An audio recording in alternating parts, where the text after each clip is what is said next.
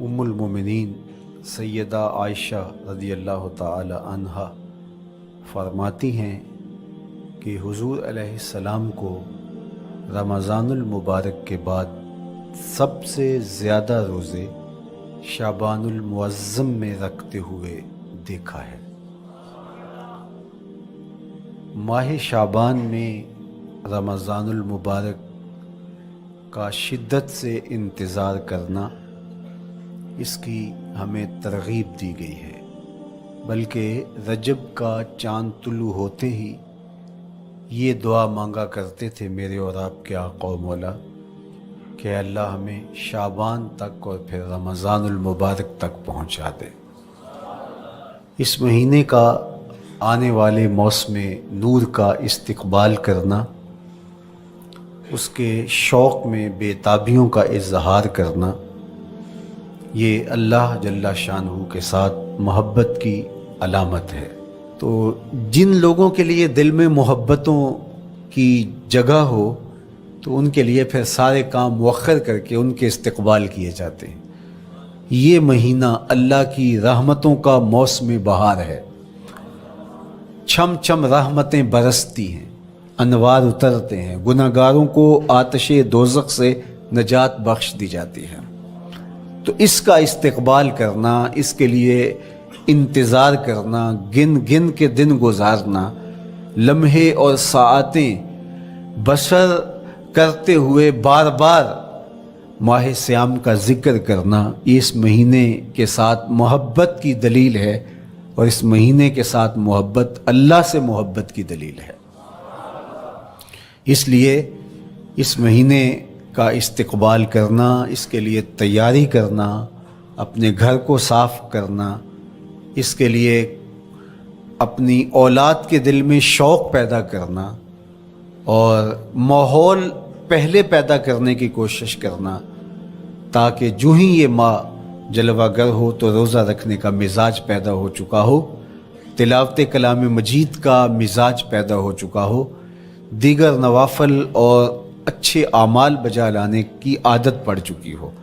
تو شعبان میں ہی اس کی تیاری ہوتی ہے تاکہ رمضان المبارک آتے ہی ہم پوری طرح سے مستعد اور فعال ہو کر کے اس مہینے کی برکتوں کو سمیٹ لیں۔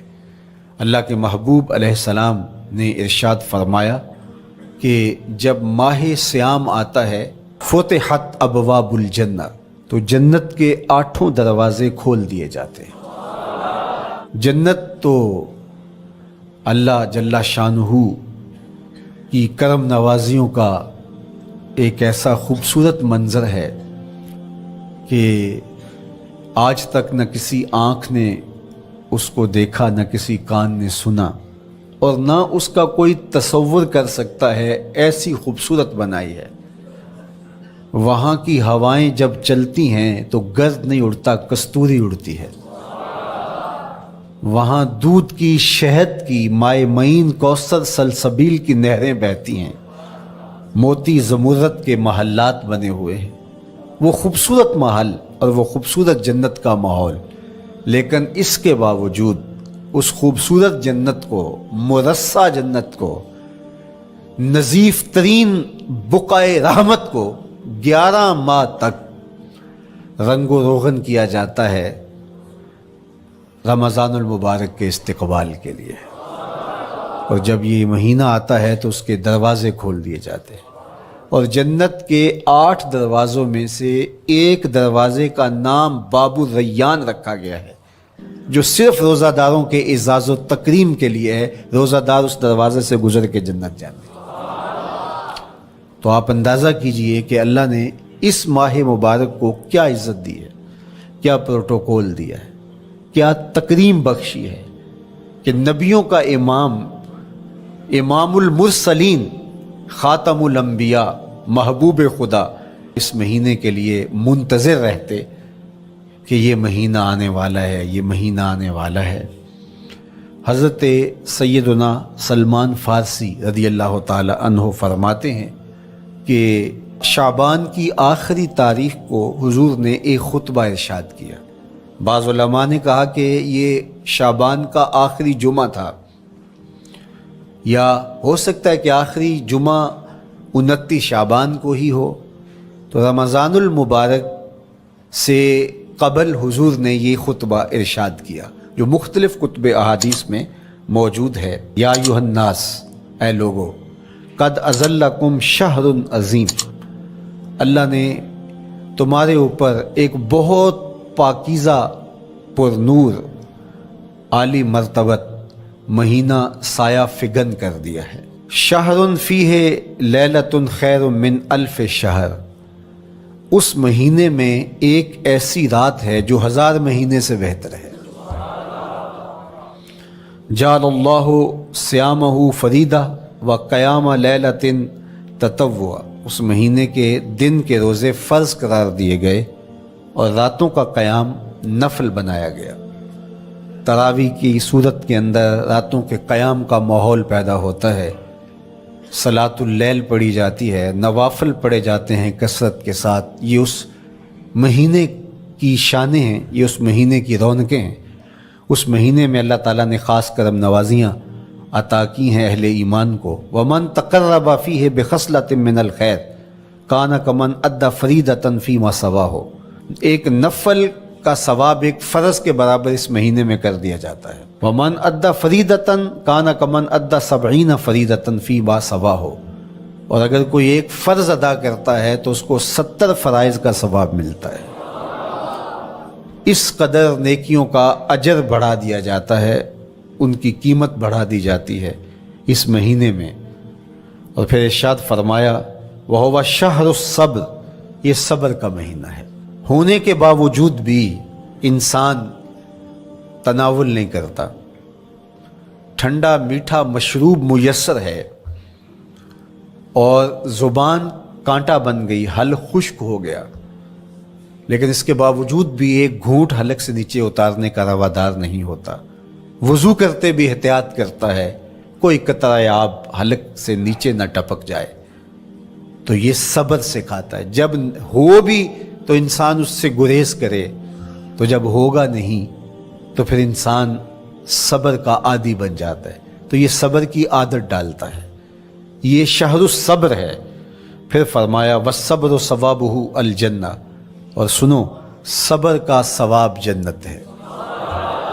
جو شخص صابر ہوتا ہے اس کا صلہ جنت کی صورت میں عطا کیا جائے گا۔ وَشَهْرُ الْمَوَاسَاتِ، اور یہ ہمدردی کا مہینہ ہے، باہمی پیار کا مہینہ ہے، الفتیں بانٹنے کا مہینہ ہے، نرم دلی کا مہینہ ہے، ایک دوسرے کے احساس کا مہینہ ہے۔ جب کوئی شخص بھوک اور پیاس کاٹتا ہے تو اس کو پھر محسوس ہوتا ہے، بالخصوص عمرا، کہ بھوک کیا بلا ہوتی ہے، اور جو نان شبینہ کو ترستے ہیں اور جنہیں کھانا میسر نہیں آتا ان کی زندگیاں کتنی تلخ ہوتی ہیں۔ تو بھوک اور پیاس احساس پیدا کرتی ہے ان لوگوں کا کہ جو اللہ کی دی ہوئی نعمتوں سے محروم ہیں۔ تو اس لیے یہ ایک قسم کا رحم دلی کا مہینہ ہے، پیار بانٹنے کا مہینہ ہے، یہ الفتیں تقسیم کرنے کا مہینہ ہے۔ وَشَهْرٌ يُزَادُ فِيهِ رِزْقُ الْمُؤْمِنِ، اور یہ ایسا مبارک مہینہ ہے جس میں مومن کا رزق بڑھا دیا جاتا ہے۔ روزہ کھانا بچانے کے لیے، یہ اخراجات کم کرنے کے لیے نہیں ہے، بلکہ اس میں آپ کا رزق اور بڑھ جاتا ہے۔ ایسی ایسی نعمتیں کھانے کو ان لوگوں کو بھی نصیب ہو جاتی ہیں عام دنوں میں جو ان کا مقسوم نہیں ہوتی۔ دسترخوان لگتے ہیں، افطاریاں ہوتی ہیں، سحری کے لمحات ہوتے ہیں، کوئی کسی کو ویسے کھانا کھلائے تو اس دسترخوان پہ کھانے کے لیے آنا اس کا اور رنگ ہوتا ہے، لیکن افطار کا دسترخوان جب بچھتا ہے اور لوگ جب اس کے اوپر آتے ہیں، امیر بھی آتے ہیں، غریب بھی آتے ہیں، تو اللہ کی دی ہوئی نعمتیں جو دسترخوان پہ پڑی ہوتی ہیں ان کو اٹھاتے ہیں، کام و دہن کی تسکین کا سامان کرتے ہیں، عزت نفس بھی مجروح نہیں ہوتی اور طرح طرح کی نعمتیں کھانا بھی دستیاب ہو جاتی ہیں۔ تو یہ ایک مہینہ ہے مواسات کا، اس میں رزق بڑھ جاتا ہے، غرباء تک بھی اللہ کی نعمتیں وہ پہنچتی ہیں جو عام دنوں میں ان کو میسر نہیں ہوتی، اور उमरा भी नेमतों का लुत्फ लेते हैं। नेमतों का मज़ा उन्हें आता है इसलिए कि भूख काटने के बाद जब उनको नेमत मुयस्सर आती है तो फिर उन्हें एहसास होता है। जो शख्स हर वक्त सैराब रहता है तो उसको क्या पता कि शदीद भूख के बाद खाने का लुत्फ क्या होता है। सख्त प्यास के बाद मीठा और ठंडा मशरूब जब रगों को तर करते हुए मैदे तक पहुंचता है तो उसकी तरावत, उसकी ठंडक, उसकी लज्जत, उसका कैफो सुरूर, उसकी अजूबत किस तरह राहत बख्शती है। इसीलिए मेरे और आपके आका और मौला ने एक दूसरे मुकाम पर इरशाद फरमाया, लिस्साए में फरहतान, फरहतुन इंदा फित्र ही व फरहतुन इंदा लिकाए रब्बे। रोजेदार के लिए दो खुशियां हैं। एक खुशी उसे तब मिलती है जब वो रोजा इफ्तार करता है, वो लम्हे मुसर्रतों के होते हैं। एक रूहानी एहसास होता है, इतना लंबा दिन, इतना सख्त दिन, गर्मी की शिद्दत, मालिक तेरा शुक्र है लम्हा इख्तिताम पहुंचा और ये इतना लंबा दिन तेरे हुक्म की तामील करते हुए बसर हो गया। एक तो रोजा खोलते हुए वो एक सरशारी होती है, वो एक लज्जत होती है, रूहानी तस्कीन होती है। आजकल वो इफ्तार के दस्तरखान लगते हैं तो जिस तरह हमारे सारे मामलात जो हैं वो मुलव्वस हो गए हैं रिया से, तसन्नो से, इस तरह इफ्तार भी एक फैशन के तौर पे फ़रोग़ पा रही है। तो उसमें उमरा को और शख्सियात को बुलाया जाता है और ऐसे लोग कसरत के साथ होते हैं जिनका रोज़ा भी नहीं होता। तो फिर ज़ाहिर है रस्मन तो उतनी देर तक वो कुछ नहीं उठा सकते जब तक अजान की आवाज़ नहीं आती, इफ्तार के लम्हे नहीं आते। तो उस वक्त जो रोज़ादार होता है, जब वो मशरूब ले रहा होता है, जब वो कोई लुकमा उतार रहा होता है, तो उसकी जो फरहत होती है, और जिसने रोज़ा नहीं रखा और वो भी इफ्तार के दस्तरखान पर बैठा है, तो क्या उसको कोई रूहानी हज़, कोई सुरूर, इफ्तार के लम्हों का कोई लुत्फ मिल सकता है? वो बेचारा कितना बेचैन होता होगा कि ये शख्स है कमज़ोर है, सारा दिन मजदूरी करके आया है और इसका भी तो सारा दिन गुजर गया भूख और प्यास से, और मैं सेहतमंद हूँ और सारा दिन ठंडे माहौल में रहा हूँ और मुझे तौफीक नहीं मिली। तो वो घूंट कितने मुश्किल उसके लिए होते होंगे।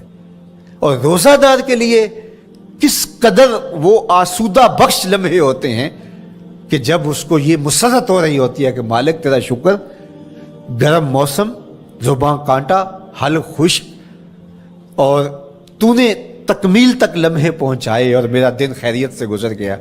तो वो उसके लिए एक खुशी का लम्हा, रूहानी मुसर्रत की कैफियत। और दूसरी कि जब वो ठंडा और मीठा मशरूब, सारे दिन की सूखी हुई ज़ुबान और खुश्क हलक, और इंसान की जो है वो रगें भी, अंतड़ियाँ भी खुश्क हो चुकी होती हैं, तो ठंडा और मीठा मशरूब जब इंसान के मैदे की तरफ बढ़ रहा होता है, ज़ुबान बोले ना बोले, एक एक रुआं अल्लाह की हम्द बोल रहा होता है, और तशक्कुर इंसान के रगो रेशा से अदा हो रहा होता है, और उसकी कैफियत, उसकी सरशारियाँ, उसकी लज्जतें वो देखने की होती हैं। तो कहा लिस्साए में फरहतान, रोज़ेदार को तो एक फरहत उस वक्त मिलती है इंदा फित्र ही जब वो रोज़ा खोलता है, रूहानी फरहत भी, जिस्मानी फरहत भी। वह फरहतुन इंदा लिकाए रब्बे, और दूसरी फरहत और दूसरी खुशी उसे तब मिलेगी जब इस रोज़े के सिले में अल्लाह ताला अपने रुख अनवर से पर्दा उठा देगा और रोज़ादार को अपने दीदार की दौलत अता करेगा। तो वो फिर मंजर देखने वाला होगा, रोज़ादार की आंखें ठंडी हो जाएंगी। असल इफ्तार तो वो होगी ना, अल्लाह अकबर, असल तो शरबत दीदार मिलेगा जो रूह की प्यास बुझा देगा, जो मन की भूख मिटा देगा।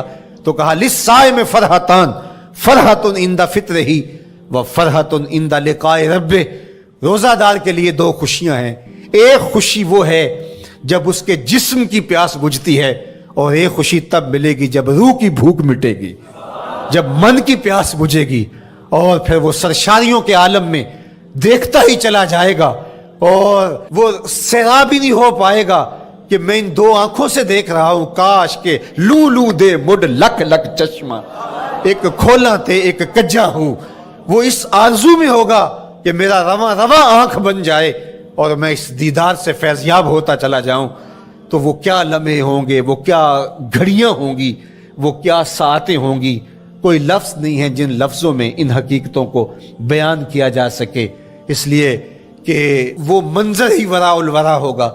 تو روزہ دار کو فرحت ملتی ہے جب وہ روزہ کھولتا ہے۔ تو فرمایا وَشَهْرٌ يُزَادُ فِيهِ رِزْقُ الْمُؤْمِنِ، اس میں مومن کا رزق بڑھا دیا جاتا ہے۔ وَمَنْ فَطَّرَ فِيهِ صَائِمًا كَانَ مَغْفِرَةً لِذُنُوبِهِ، جس نے روزہ دار کا روزہ افطار کروایا۔ اللہ کے محبوب فرماتے ہیں کہ ایک تو خود روزہ رکھا، اور دوسری سعادت یہ ہے کہ ماہ صیام میں روزہ دار کا روزہ افطار کروایا۔ آپ شریعت بیضاء کو بنظر عمیق مطالعہ کر کے دیکھیں، ماہ صیام میں بہت زیادہ اس بات پہ زور دیا گیا ہے کہ روزہ افطار کرواؤ۔ اپنے گھر میں بیٹھ کر کے روزہ افطار کر لینا یہ بھی سعادت مندی ہے، روزہ نصیب ہو جائے، لیکن اس بات پہ بہت زور دیا گیا ہے ماہ صیام میں کہ ایک ماحول پیدا ہو، لوگوں کو افطار کروائیں تاکہ تمام لوگوں تک اللہ تعالیٰ کی نعمتیں پہنچیں اور لوگوں تک جو ہے وہ رمضان المبارک کی برکتیں پہنچیں۔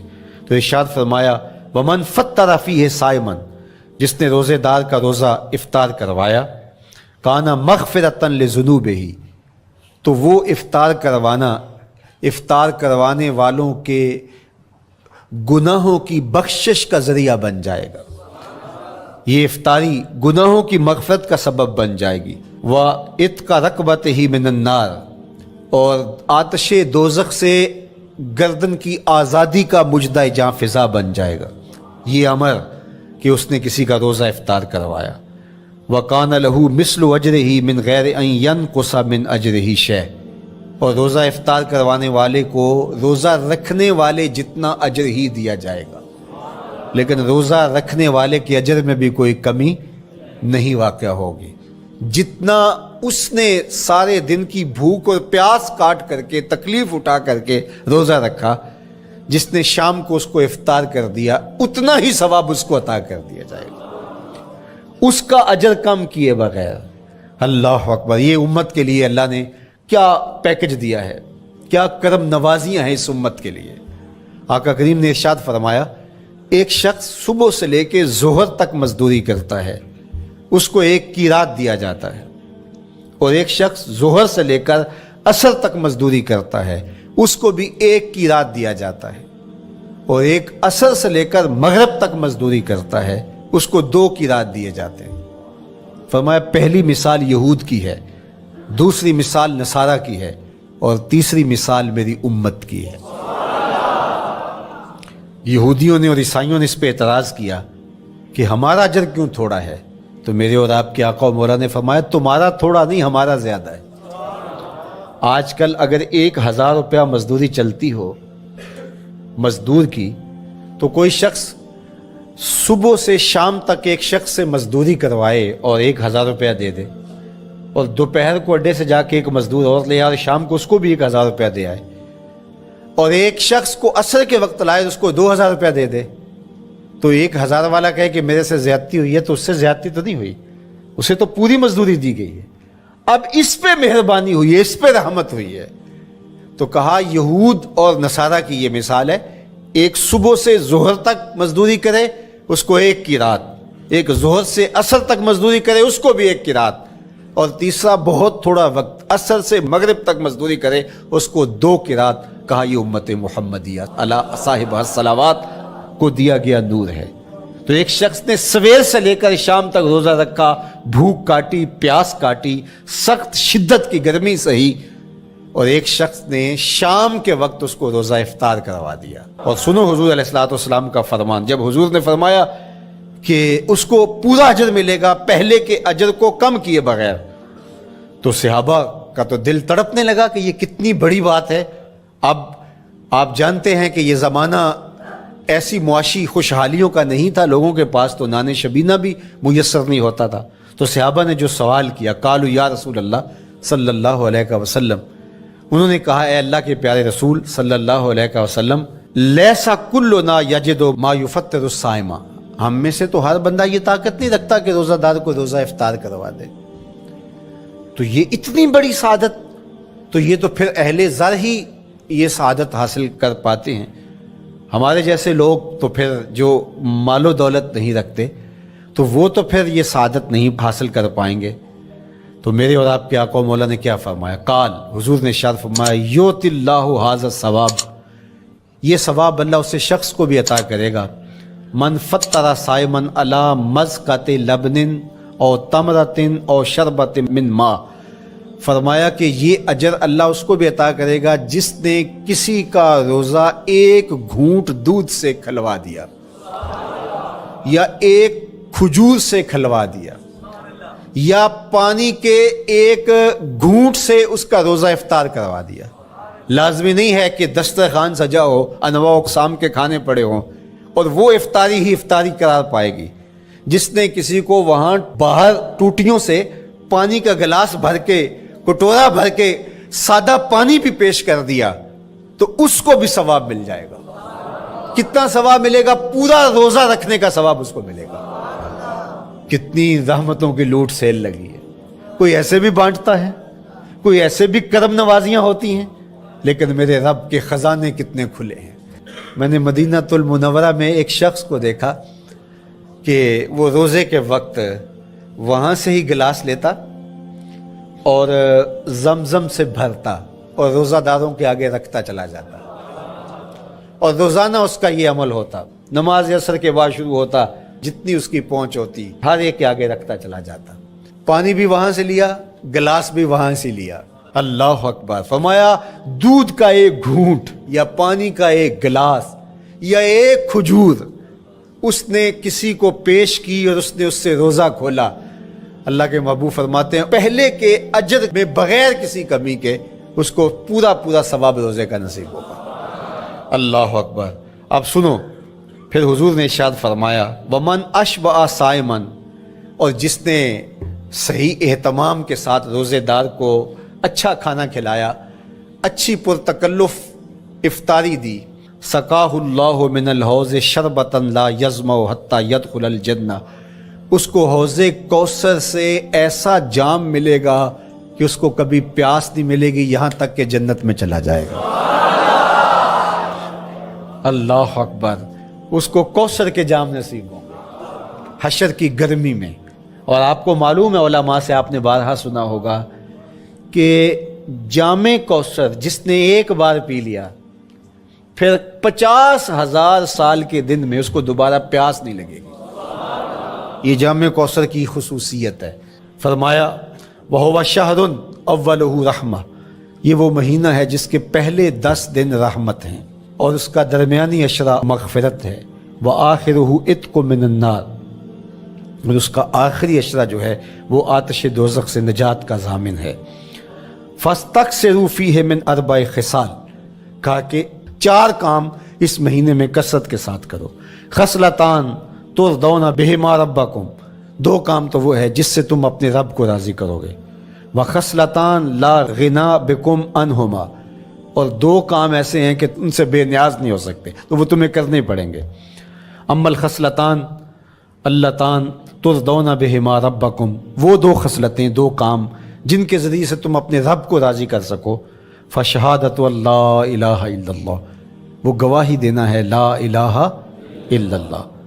وتستغفرونہ، اور تم کثرت سے استغفار کرو، اللہ سے بخشش مانگو.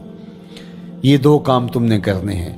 وَأَمَّا الْخَصْلَتَانِ اللَّتَانِ لَا غِنَىٰ بِكُمْ عَنْهُمَا، اور وہ چیزیں جن کے بغیر تمہیں چارہ نہیں ہے.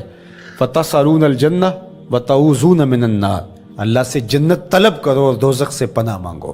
تو یہ 2 کام جو تمہاری ضرورت ہے تم اس مہینے میں کثرت کے ساتھ کرو. تو یہ مہینہ رحمتوں کی لوٹ سیل کا مہینہ ہے، یہ کرم نوازیوں کی